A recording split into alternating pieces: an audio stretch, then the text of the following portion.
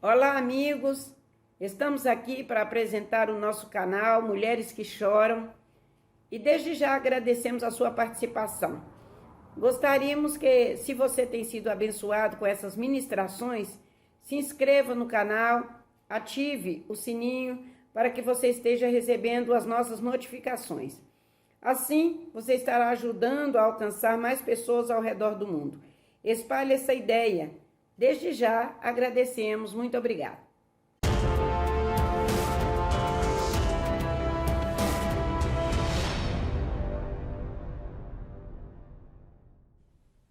Olá!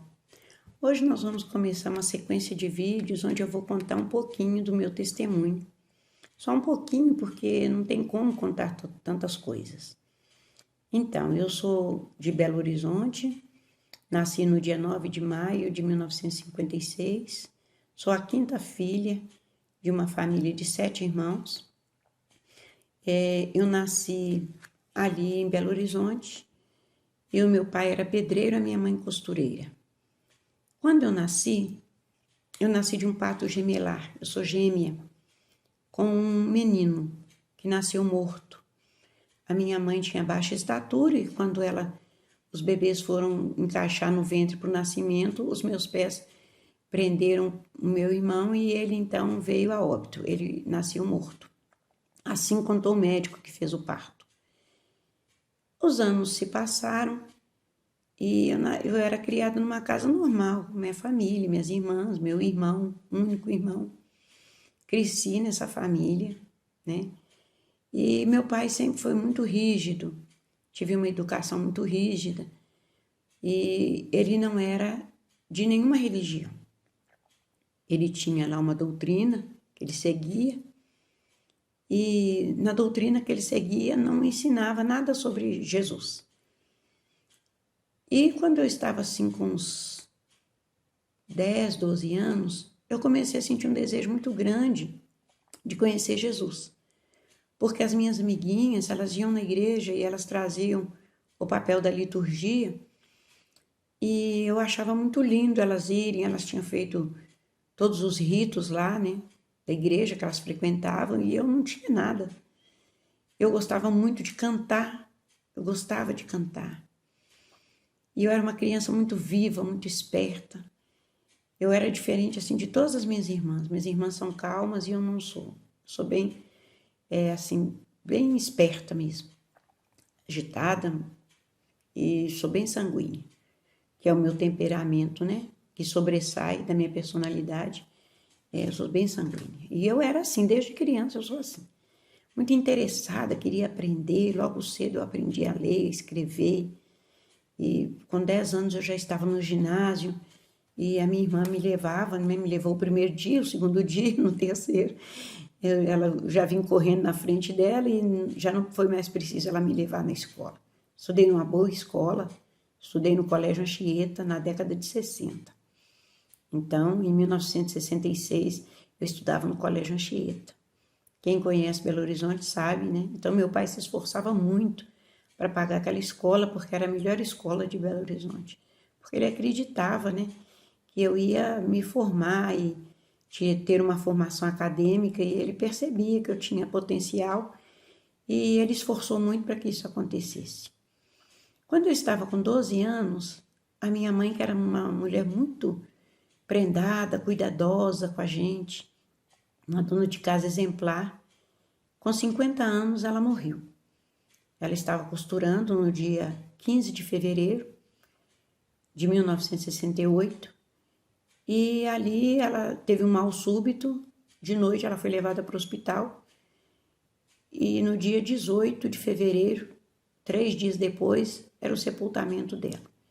Então assim, a gente teve um baque muito grande porque minha mãe, ela concentrava todas as atenções nela. Ela cuidava de tudo, então ela era muito caprichosa. Ela lavava, passava, arrumava, cozinhava, costurava, bordava ponto cruz muito bem. E ela cuidava de tudo. Cuidava do nosso uniforme, cuidava das nossas roupas, cuidava do meu pai, cuidava de tudo. Então a gente era uma família humilde, mas assim, pelo capricho, cuidar dos meus pais, a gente não parecia que tinha assim, a gente não sentia, sabe, aquela carência. Papai procurava suprir em tudo. Então hoje eu vejo pessoas contar que ia para a escola descalço, né? Não tinha comida, ia às vezes com fome para comer na escola.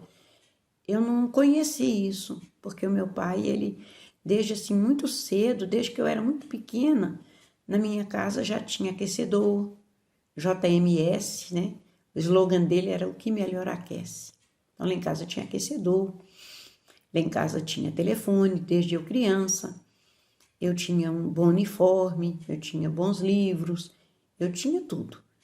Assim, no alcance de pobre, como se fala, né? A gente tinha, papai procurava trabalhar muito, ele era muito trabalhador. E a minha mãe também. Então eles se esforçavam assim para não deixar faltar nada. No alcance deles não faltava mesmo. Então minha mãe costurava muito bem. Ela comprava tecidos e fazia roupas lindas para todas as filhas. Ela comprava anelzinho para nós, a gente tinha anel de ouro. Então, assim, eles eram bem equilibrados, vamos dizer assim, né? Eles eram esforçados. E foi nesse ambiente que eu cresci. Só que quando eu fiz 12 anos, a minha mãe morreu. E tudo isso, assim, desmoronou.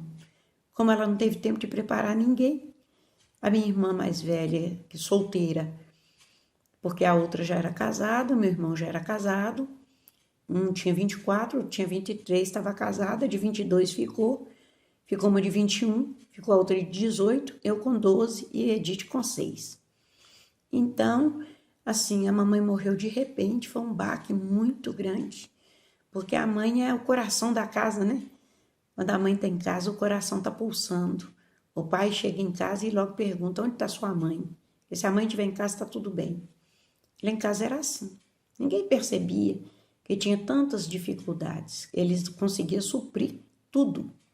E a gente nunca sentiu falta, assim, de coisa alguma. Dava a época do ano letivo começar, a gente tinha o uniforme. Mamãe fazia, ela sentava na máquina e fazia. Chegava a época do aniversário, a gente tinha um presentinho. Na época do Natal, a gente tinha um presentinho. Ela trabalhava incansavelmente, ora costurando, ora lavando roupa para fora, ora cuidando da casa, ora vendendo, ela vendia, né, roupa. Ela tinha uma pessoa que ela conhecia que tinha uma loja, então ela fazia serviço de mascate, né, sacoleira, e ela junto com a minha irmã saía para vender. Então a mamãe trabalhava muito, isso foi debilitando muito a saúde dela, de formas que quando ela tinha 50 anos, ela já era hipertensa, ela era obesa, ela já tinha muitas varizes, tinha problema vascular seríssimo. E isso foi que levou ela à morte. Ela teve infarto no miocárdio. Morreu assim muito rápido. Internou em 3 dias, ela estava sendo enterrada. Ela morreu no dia 18 de fevereiro de 1968. Passou mal dia 15, dia 18 foi o sepultamento dela. Então a casa assim desmoronou.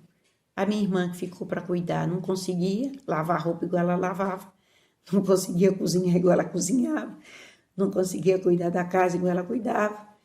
E aí o caos instalou. Papai saía para trabalhar, quando ele chegava, a comida estava pronta, mas sabe-se Deus como. 22 anos dá para saber cozinhar bem, mas não era o nosso caso, porque lá em casa ninguém cozinhava. A gente era só ajudante. Limpava a casa, lavava a louça, passava roupa, mas tudo sob a supervisão da minha mãe. Ela concentrava tudo nela. E com esse negócio de ficar com tantas dificuldades, né, a saúde realmente não aguentou. E ela morreu, e quando ela morreu, a falta foi muito grande. O perigo, né, da gente concentrar tudo na gente, ser igual uma esponja, puxar tudo para a gente. Então, era assim que a minha mãe fazia.